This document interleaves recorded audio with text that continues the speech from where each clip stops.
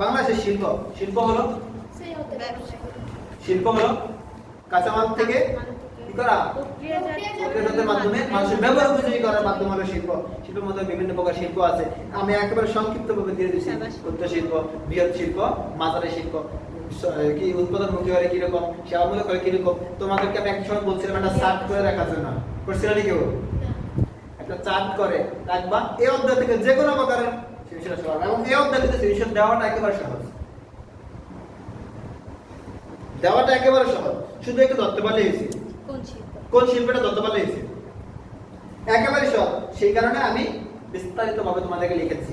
এইটা মনোযোগ দিয়া মোবাইলটা রাইখা মনটা মনের জায়গায় আইনা তারপরে 5 মিনিট এই এটা একটু করো, একবার না হলে দ্বিতীয়বার করো, দ্বিতীয়বার না হলে তৃতীয়বার করো। তারপর এই অধ্যায় তো মজার অধ্যায় নাই, ব্যবসা থেকে এই অধ্যায় অধ্যায় দুটো সবচেয়ে বেশি মজার অধ্যায়।